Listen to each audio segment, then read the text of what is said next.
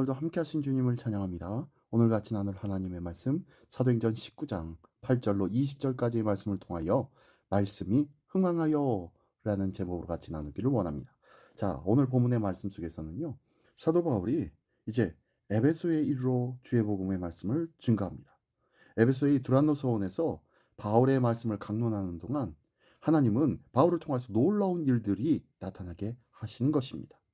이를 본 많은 사람들이 그들의 잘못을 회개하고 죄악된 삶을 청산하는 모습이 오늘 본문에 나오는데요. 자, 함께 한 절 한 절씩 읽으며 같이 나누기를 원합니다. 먼저 8절부터 12절까지의 말씀입니다. 바울이 회당에 들어가 석 달 동안 담대히 하나님 나라에 관하여 강론하며 권면하되 어떤 사람들은 마음이 굳어 순종하지 않고 무리 앞에서 이 도를 비방하거늘 바울이 그들을 떠나 제자들을 따로 세우고 두란노 서원에서 날마다 강론하니라. 2해 동안 이같이 하니 아시아에 사는 자는 유대인이나 헬라인이나 다 주의 말씀을 듣더라. 하나님이 바울의 손으로 놀라운 능력을 행하게 하시니 심지어 사람들이 바울의 몸에서 손수건이나 앞치마를 가져다가 병든 사람에게 얹으면 그 병이 떠나고 악기도 나가더라. 네. 자, 오늘 본문의 말씀 속에서는요. 이 사도 바울이 이제 꾸준히 아시아의 복음의 말씀을 전파하고 있습니다. 그러던 중에 먼저 고린도에서 1년 6개월 동안 전하였고요. 또 오늘 본문에서는요. 에베소에 와서 2년 동안 주의 말씀을 매일같이 가르치고 토론하며 강론했다라고 말씀하고 있어요. 여기서 강론이라고 했는데요. 이 강론은 서로 대화하듯 묻고 답하며 서로가 그들의 궁금한 것들을 같이 나누면서 서로에게 필요한 것들을 나누는 관계, 이것이 바로 강론이겠죠.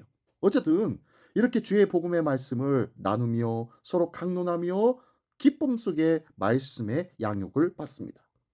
그 일이 몇 년 동안요? 예, 2년 동안씩이나. 그것도 어떻게 해요? 날마다 하는 것은 결코 쉬운 부분이 아니죠. 그러나 그들이 2년 동안 날마다 말씀에 같이 함께하고 강론하고 대화하고 있습니다.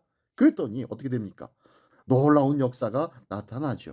이렇게 2년 동안 날마다 한다는 것은요, 결코 쉬운 것이 아니죠. 2년 동안 내면의 권태나 외부의 배타심과 모욕 뭐 이런 것들을 물리치지 못한다면 2년 동안 지속하기는 어려운 것입니다. 하지만 바울의 인내로 아시아 전체가 주의 복음을 들을 수 있는 귀한 기회를 갖게 된 것입니다. 가루 소말 속에 갖다 넣은 누룩이 부풀어 온 통을 부풀게 하듯이 하나님의 나라가 점점점 확장되고 있는 모습입니다. 열매를 얻으려면 그만큼의 수고와 인내가 필요한 줄 믿습니다. 나는 하나님의 말씀에 대한 열심과 사모함에 대하여서 얼마만큼 수고하며 얼마만큼 열정적으로 요구하고 있는지 우리의 자신을 돌아보기를 원합니다. 이것이 주님께서 우리에게 기대하시는 주님의 일이라는 것을 기억하십시오. 어떤 대단한 공적이 중요한 것이 아니라 오늘 내 안에 하나님의 말씀을 기초로 한 아름다운 주님의 성전을 온전히 세워가는 것, 귀한 하나님의 말씀의 재단을 제대로 쌓아가는 것, 이것이 주의 일인 줄 믿습니다. 이 귀한 일들의 하나가 되어야 되는 거예요. 그랬더니 어떻게 됩니까? 성령께서 함께 하십니다. 그리고 바울의 손을 통해서 병자가 치유되고요, 악귀가 물러갑니다. 엘리사가 엘리야의 겉옷을 주어 요단 강물을 탁 치니 어떻게 하면 요단강이 갈라져서 건너게 되었다라는 이것처럼요. 바울의 몸에서 가져간 옷, 앞치마, 뭐 여기는 손수건이라고 했는데 뭐 이런 것들이 어떻게 됩니까? 떨어지는 곳곳마다 치유의 역사가 나타나네요. 불의 선지자 엘리야처럼 사도 바울을 통하여 성령께서 불같이 역사하고 나타나고 있는 것이에요. 이로써 바울이 가르친 모든 것이 죽음의 문서, 철학, 사상 뭐 그런 것들이 아닌 살아계신 하나님의 말씀이 명백하게 드러나고 있는 것입니다. 말씀이 전파되는 곳에는 성령께서 반드시 역사하여 주신 줄 믿습니다. 하나님의 말씀만이 우리의 내면에 감추어진 생각과 판단, 그러한 상처들을 드러낼 뿐만 아니라 그 모든 것을 고치고 회복시켜 주시는 놀라운 은혜가 있음을 믿으시기 바랍니다. 오늘도 성령의 인도하심을 따라 선포되어진 하나님의 말씀을 가슴에 가득가득 채워 아름다운 주님의 단을 세우는 것, 이것을 통하여 주의 일들을 감당하는 우리 모두가 되어서 우리의 삶이 치유되어지고 하나님의 말씀으로 새로워지는 우리 모두가 되시기를 예수님의 이름으로 축원합니다. 예, 계속해서 볼까요? 13절로 20절 끝까지의 말씀입니다.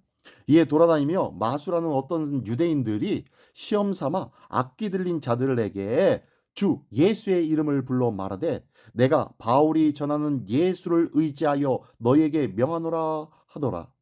유대의 한 제사장 스게와의 7 아들도 이 일을 행하더니 악기가 대답하여 이르되 내가 예수도 알고 바울도 알거니와 너희는 누구냐 하며 악기 들린 사람이 그들에게 뛰어올라 눌러 이기니 그들이 상하여 벗은 몸으로 그 집에서 도망하는지라. 에베소에 사는 유대인과 헬라인들이 다 이 일을 알고 두려워하여 주 예수의 이름을 높이고 믿은 사람들이 많이 와서 자복하여 행한 일을 알리며 또 마술을 행하던 많은 사람이 그 책을 모아 가지고 와서 모든 사람 앞에서 불사르니 그 책값을 계산한즉 은 5만이나 되더라. 이와 같이 주의 말씀이 힘이 있어 흥왕하여 세력을 얻으니라. 아멘. 예, 여기 보면요, 놀라운 일들이 나타나기 시작합니다. 마치 예수님의 이름은 이방 종교의 주문이 아님을 명확하게 보여주고 있습니다. 예수를 왕으로 인정하지 않는 자들에게 예수라는 이름은 아무런 의미가 없는 줄 믿습니다. 아무런 능력도 나타나지 않는다는 것을 꼭 기억하시기 바랍니다.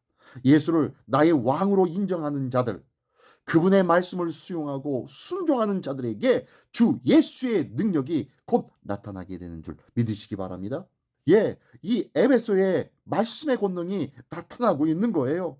말씀의 권능으로 죄를 자복하고 우상숭배에서 돌아서는 자들이 많아졌다고 말씀하고 있습니다. 에베소 사람들이 이제는 하나님을 경외합니다. 그리고 하나님 앞에 나와서 그들은 이 은 5만씩이나 되는 이 책들을 불태우는 손해를 감당할 정도로 결단한 것입니다.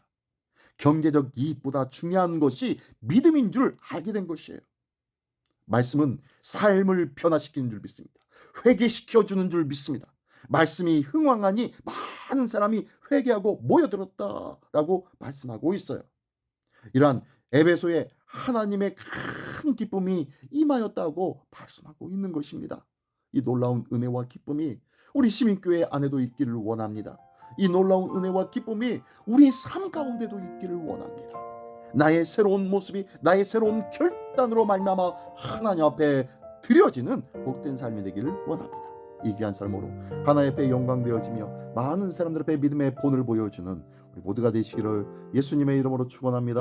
기도하겠습니다. 전능하신 주님 감사합니다. 나의 삶 가운데 말씀의 능력이 오늘도 나타나게 하여 주시옵소서.